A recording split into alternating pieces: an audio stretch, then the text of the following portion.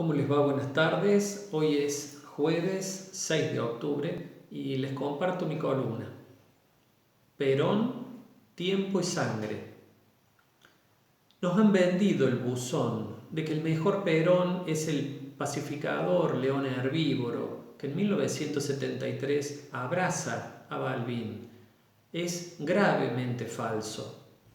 Perón con sinceridad decía que en la acción política hay dos variables, tiempo y sangre. Si invertimos mucho tiempo, derramaremos poca sangre y viceversa. Asilado en septiembre de 1955 en la Embajada de Paraguay por unas horas, Perón dijo, textual, entre la sangre y el tiempo, prefiero el tiempo. Una lástima que más adelante Perón cambió de opinión. Pero con esa frase en ese momento nos evitó nada menos que una guerra civil entre los argentinos. Desde el primer minuto de su exilio, Perón empieza a planear cómo recuperar el poder. Hacia 1968 se da cuenta de que ya han pasado 13 años y de que él mismo se está quedando sin tiempo biológico. Fiel a su premisa, Perón decide apretar a fondo el acelerador del derramamiento de sangre. Los creadores del film La Hora de los Hornos, Pino Solanas, 1968, dura unas 4 horas, la pueden encontrar en YouTube, critican las vacilaciones de Perón, que ataca discursivamente a la oligarquía, pero no le toca sus cimientos económicos. Ante esa crítica, en una entrevista para esa película, Perón responde mostrándose muy decidido. Pueden verlo en la hora 2, minuto 11 de la película, diciendo que en septiembre de 1955, textual, cometí un grave error.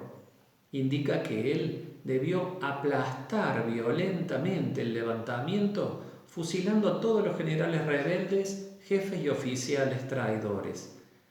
Lo necesario era haber exterminado al enemigo, textual. Una feroz postura.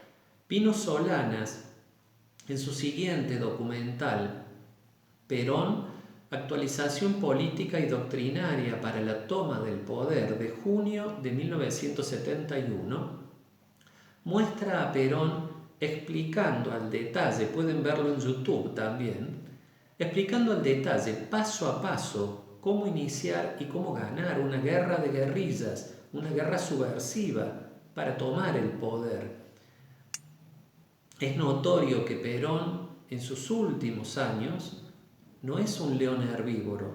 Decide derramar sangre de argentinos para ahorrar tiempo y para poder volver al poder. Invertir mucha sangre porque ya sabe que se le está acabando su tiempo biológico. Perón arma un complejo mecanismo de relojería, una de las máquinas de muerte más grandes de la historia argentina. La violencia subversiva de izquierda, los soldados de Perón. Con los años, su propia máquina de muerte enloquece y empieza a atacar a su creador.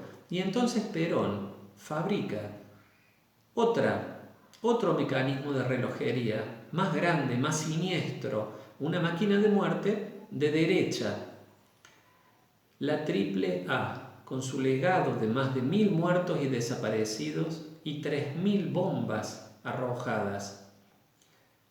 Todo en plena democracia, en fecha anterior al 24 de marzo de 1976. Es el prototipo, esa máquina, vamos a llamarla máquina número 2, es el prototipo inicial del terrorismo de Estado de la dictadura de Videla. La máquina 2 era el antídoto para la máquina 1.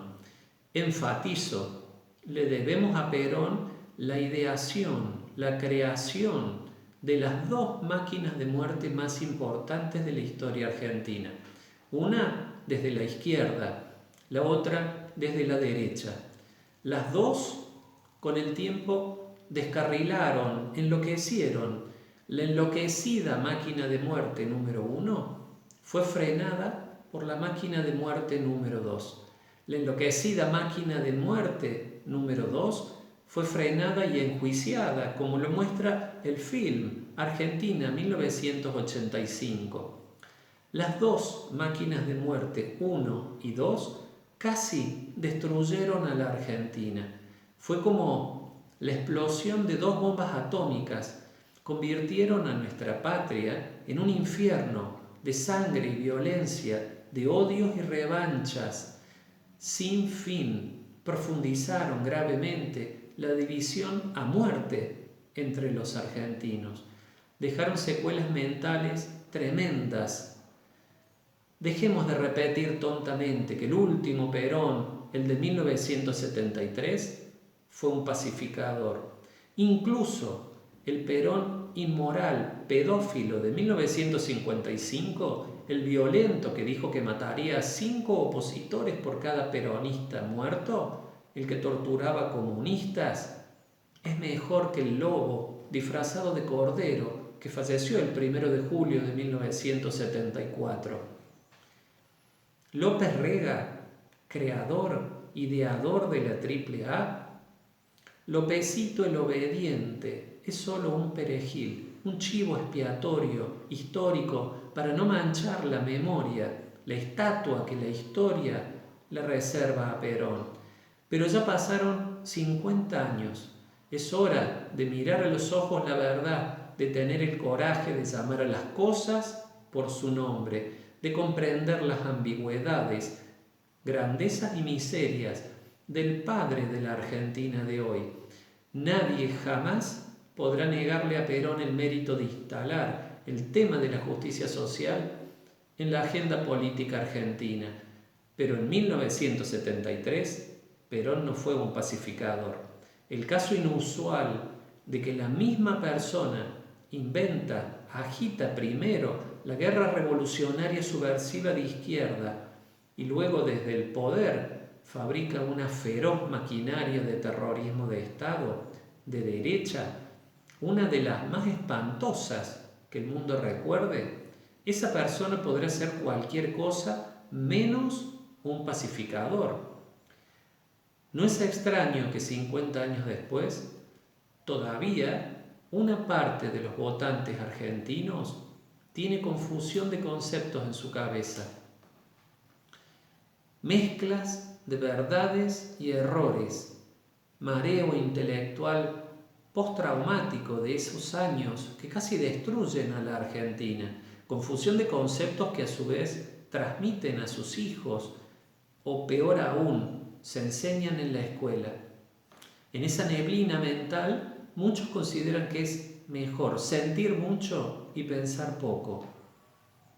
Nuestra democracia nació frágil en 1983, con votantes lastimados por un fuerte estrés postraumático. La confusión de conceptos vuelve vulnerable a la democracia republicana, la vuelve débil al engaño de depredadores. Yo siempre prefiero mi pobre democracia falible, lastimada, a cualquier dictadura, y deseo que el paso del tiempo, sin sangre derramada, sane de a poco las heridas que nos quedaron. Y les recuerdo que la inicua ley del aborto de diciembre del 2020 debe ser derogada. Gracias.